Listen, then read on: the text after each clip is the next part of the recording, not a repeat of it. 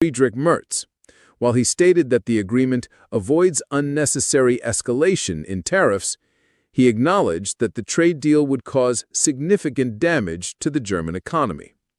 I am not satisfied with this outcome, as I do not believe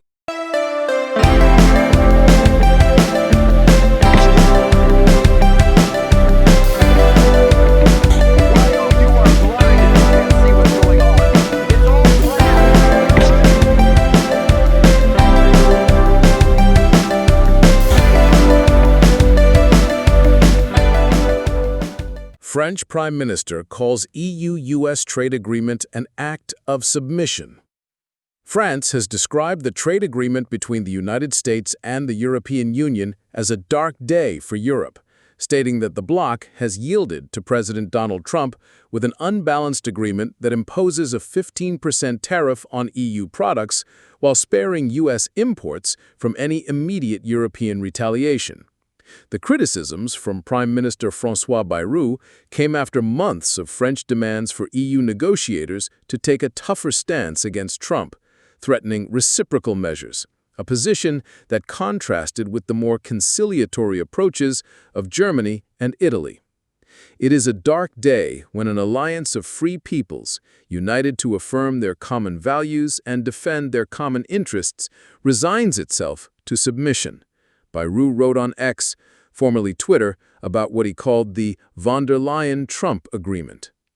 The agreement was also criticized by German government head Friedrich Merz, while he stated that the agreement avoids unnecessary escalation in tariffs. He acknowledged that the trade deal would cause significant damage to the German economy. I am not satisfied with this outcome, as I do not believe it is a good thing, he stated. The reaction, particularly from France, and the silence of President Emmanuel Macron since the agreement was signed between Trump and European Commission President Ursula von der Leyen, contrasted with more benign reactions from Rome. French ministers acknowledged that the agreement had some benefits, including exemptions for sectors like alcoholic beverages and aerospace, but argued that it remains fundamentally unbalanced. This state of affairs is unsatisfactory and cannot be maintained, said French Minister for European Affairs Benjamin Haddad on X, calling for the EU to activate its so-called anti-coercion instrument, which would allow for non-tariff retaliation. Macron had stated that the EU should respond similarly if the United States imposed tariffs on EU products, applying equivalent measures on US imports to the bloc, particularly in services, where the US has a surplus with the EU. However, the softer line advocated by Italian Prime Minister Giorgia Meloni, whose country is more dependent on exports to the US than France, prevailed. Initially, this approach was also adopted by Merz. The United States is Germany's main trading partner. Meloni praised the trade agreement after it was revealed, stating that a trade escalation between Europe and the United States would have unpredictable and potentially devastating consequences. In other European capitals, reactions were also mixed. On Monday, 28, Spanish Prime Minister Pedro Sánchez expressed his support for the trade agreement, but did so without any enthusiasm. I value the constructive and negotiating attitude of the President of the European Commission, and in any case, I support this trade agreement, but I do so without any enthusiasm. Sánchez explained during a press conference in Madrid. Hungarian Prime Minister Viktor Orbán claimed that the agreement reached by the EU was worse than the one reached by the United Kingdom. It was not Trump who made an agreement with Ursula von der Leyen, but rather Trump who dined with Ursula von der Leyen, declared the Hungarian ultra-conservative leader.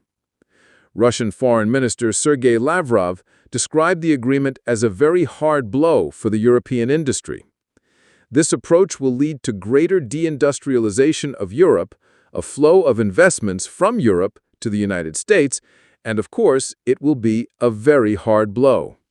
In European businesses, the influential automotive sector, which is facing a crisis and would be severely impacted by a trade war, emphasized that the agreement represents a welcome de-escalation. The German chemical industry, on the other hand, lamented that the agreed tariffs are still too high.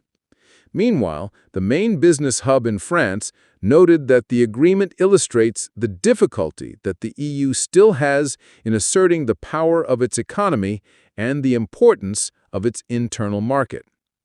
For analyst Alberto Rizzi from the European Council on Foreign Relations, ECFR, the agreement seems a bit like a surrender. In response to the criticisms, the EU's chief negotiator, the European Commissioner for Trade, Maroš Šefčovič, stated on Monday that he was 100% sure that this agreement is better than a trade war with the United States. The same was said by Ursula von der Leyen on Sunday. The agreement sets a 15% rate on most products from the bloc, the same rate that President Trump established with Japan last week. In addition to the 15%, according to the U.S. president, the EU will spend an additional $750 billion on U.S. energy sector products, invest $600 billion in the country, and purchase a huge amount of American military equipment.